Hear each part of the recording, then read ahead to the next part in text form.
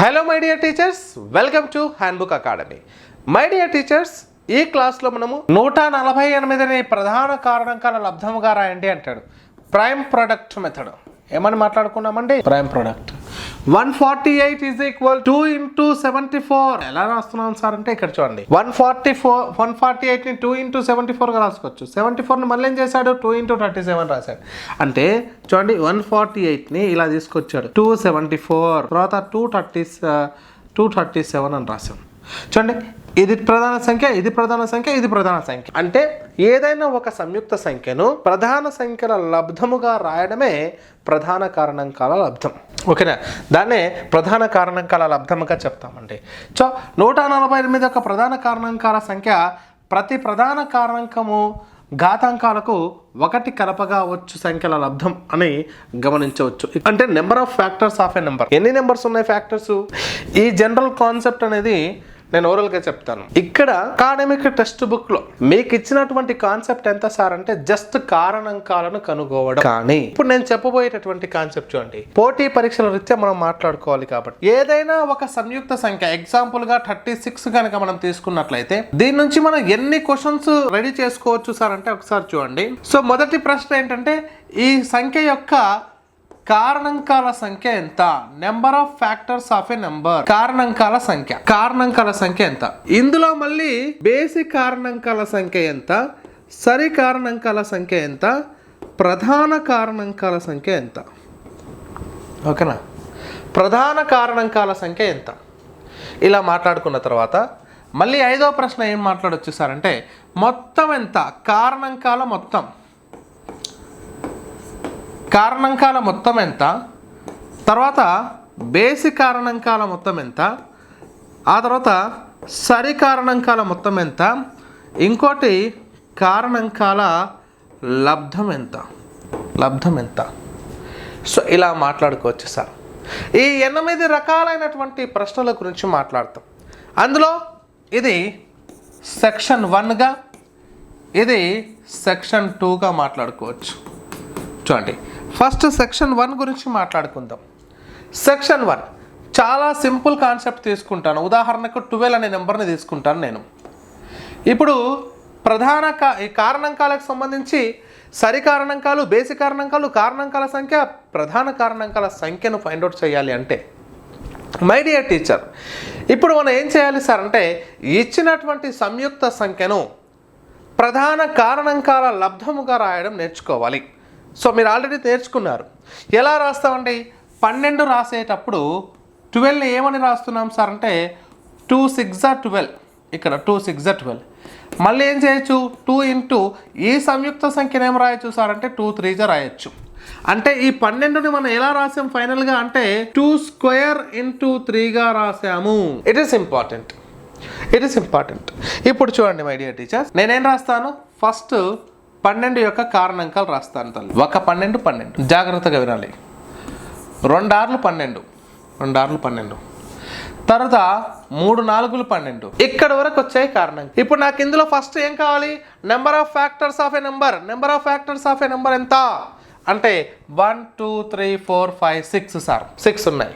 Number of even factors అంతా, సరి కారణాంకాలు ఎన్ని అంటే చూడండి 1 2 3 4 సార్. Basic కారణాంకాలు 1 2 sir. ఓకేనా? మరి కారణాంకాల మొత్తం, బేసిక్ కారణాంకాల మొత్తం, సరి కారణాంకాల మొత్తం అన్నీ కూడా ఇదొక్క నెంబర్ ద్వారా ఎక్స్ప్లెయిన్ చేసి ఇంకొక ప్రాబ్లం చెప్తాను. చాలా అంటే చాలా జాగ్రత్తగా వినండి మై డియర్ టీచర్. ఒక్కసారి చూడండి, ఇందులో ఫస్ట్ క్వశ్చన్ ఏంటి? కారణాంకాల సంఖ్య. Number of factors of a number. కారణాంకాల సంఖ్య. ఇప్పుడు ఏం చేయాలి సార్ అంటే, దీనికంటే బిఫోర్గానే మనము 12ని ఇలా రాసుకుంటాం కదా, 2 square into 3గా రాసుకుంటాం. 2 square అంటే 4, 4 3 12 అని రాస్తాం. ఇప్పుడు కారణాంకాల సంఖ్య, number of factors of a number. ఇలా రాసేటప్పుడు ఏం చేస్తామంటే, అకాడమిక్ టెక్స్ట్ బుక్లో కూడా ఇచ్చాడు. ప్రధాన కారణాంకాలు ఏవైతే ఉన్నాయో వాటిపైన ఉన్నటువంటి ఘాతానికి 1 కలిపి అంటే ఒకటి కలపడం అంటే 2 + 1 2 + 1 ఇంటూ ఇక్కడ ఏమీ లేకపోతే ఒకటి ఉన్నట్టు, దానికి ఒకటి కలిపితే 1 + 1 is equal to 2 + 1 3 3 × 2 is equal 6. చూడండి 1 2 3 4 5 6 కారణాంకాలు. Number of factors of a number ఎంత? 6. జస్ట్ ఇలా చేసుకుంటాం ఈజీగా. ఇంకోటి బేసి కారణాంకాల సంఖ్య అడుగుతున్నాడు సార్. బేసి కారణాంకాల సంఖ్య అన్నప్పుడు ఏం చేయాలి మనం అంటే, ఇచ్చినటువంటి వాటిలో బేసిక్ ప్రధాన సంఖ్య పైన ఉన్నటువంటి ఘాతానికి ఒకటి కలిపితే సరిపోతుంది. 1 + 1 ఈజ్ ఈక్వల్ టు 2. బేసి కారణాంకాలు 2 మాత్రమే. ఇప్పుడు సరి అడిగాడు. సార్ సరిదేముంది, మొత్తం 6 బేసి 2 తీసేస్తే వచ్చేవే సరి కదా చెప్పొచ్చు. కానీ మనం ఒకవేళ డైరెక్ట్గా సరి అని కనుక్కోమన్నప్పుడు ఎలా చేయాలి సార్ అంటే, ఫస్ట్ సరిఘాతము మీద ఉన్నటువంటి ఎక్స్పోనెంట్ని అలాగే రాసి, ఇక్కడ చూడండి, సరి ప్రధాన సంఖ్య మీద ఉన్నటువంటి ఘాతాన్ని అలాగే రాసుకొని, సరి ప్రధాన సంఖ్య మీద ఉన్నటువంటి ఘాతం, సరి ప్రధాన సంఖ్య అంటే ఏకైక సరి ప్రధాన సంఖ్య 2 మాత్రమే ఉంటుంది. 2 మీద ఉన్నటువంటి డైరెక్ట్ చెప్పొచ్చు. 2 మీద ఉన్నటువంటి ఘాతాంకాన్ని అలాగే రాసుకొని మిగతా దాని మీద ఉన్నటువంటి దానికి ఒక్కొక్కటి చొప్పున కలిపితే 1 + 1 2 అవుతుంది. ఇక్కడ ఏమని చెప్పొచ్చు తల్లి, అది 1 + 1గా రాసుకోవచ్చు కదా. Yes, 1 + 1, that is the 2 × 2 is equal to 4. మళ్ళీ చెప్తున్నాను, కారణాంకాల సంఖ్య చెప్పేటప్పుడు ఘాతము మీద ఒకటి కలుపుకొని ఇంటూ చేస్తే వచ్చేది మొత్తం కారణాంకాల సంఖ్య. కేవలం బేసి దాని మీద ఉన్నటువంటి దానికి, బేసి ప్రధాన సంఖ్య దాని మీద ఉన్నటువంటి దానికి ఒకటి కలిపితే వచ్చేదే బేసి కారణాంకాల సంఖ్య. సరి అన్నప్పుడు గుర్తుపెట్టుకోవాలి, వెరీ వెరీ ఇంపార్టెంట్. సరి ప్రధాన సంఖ్య మీద ఉన్నటువంటి ఘాతాన్ని అలాగే రాసి బేసి దాని మీద ఉన్నదానికి ఒకటి కలుపుతూ ఇంటూ చేస్తే వచ్చేదే సరి ప్రధాన సంఖ్యల యొక్క సరి కారణాంకాల యొక్క సంఖ్య. సరే, ఈ 3 అయిపోయినాయి సార్. సరే, ఇంకోటి ఏంటి? ప్రధాన కారణాంకాల సంఖ్య. 4వ టాపిక్ ఏంటి? ప్రధాన కారణాంకాల సంఖ్య. Number of prime factors. ఎన్ని చెప్పాలంటే సింపుల్గా దాని ఎక్స్పోనెంట్ పైన ఉన్నటువంటి దాన్ని కలుపుకుంటే అయిపోయి 3. చూడండి, 2 + 1 చేస్తే చాలు. ఇది ప్రధాన కారణాంకాల సంఖ్య. It is clear? ఇది క్లియర్. ఇది ఫస్ట్ సెక్షన్కి సంబంధించినటువంటి కాన్సెప్ట్. మొత్తం కారణాంకాలు, సరి కారణాంకాలు, బేసి కారణాంకాలు, ప్రధాన కారణాంకాల సంఖ్యను మనం ఫైండ్ అవుట్ చేయడం జరిగింది. ఇప్పుడేం మాట్లాడుకుంటాం సార్ అంటే, సెక్షన్ 2 గురించి కూడా చెప్తాను. ఇదే 12 నెంబర్కి సంబంధించి. రైట్, 12 ఫ్యాక్టర్స్ని ఎలా రాసుకోవచ్చు? 2² × 3⁻1గా రాసుకోవచ్చు. అయితే ఇప్పుడు కారణాంకాల మొత్తం కనుక్కోవాలి. కారణాంకాల మొత్తం.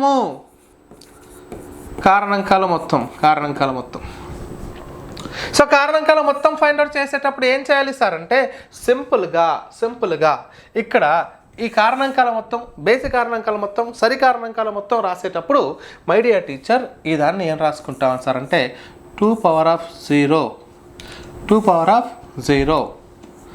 Plus 2 power of 1 plus 2 power of 2.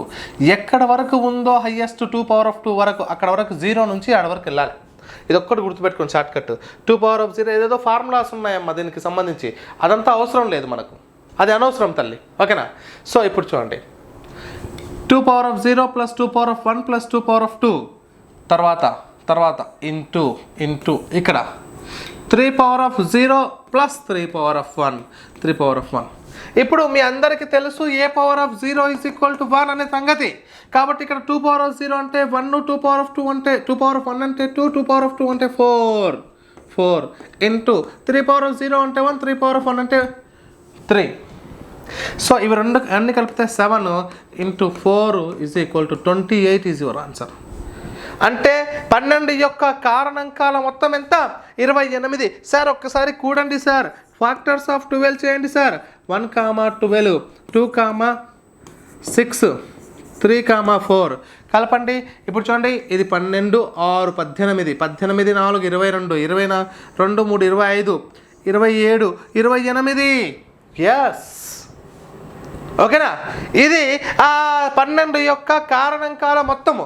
ఒకవేళ మనకి ఇక్కడనే అడుగుతున్నాడు సరి కారణాంకాల మొత్తం ఎంత, సో 12 = 2 స్క్వేర్ ఇంటూ 3 అంటే ఏం చేసుకుంటూ వచ్చాం, 2^0 + 2^1 + 2^2 ఇంటూ 3^0 + 3^1 3^1 ఇలా అడిగాడు. ఇప్పుడు మీకు ఏం కావాలి, బేసి కావాలి, ఆ తర్వాత సరి కారణాంకాల మొత్తం కావాలి.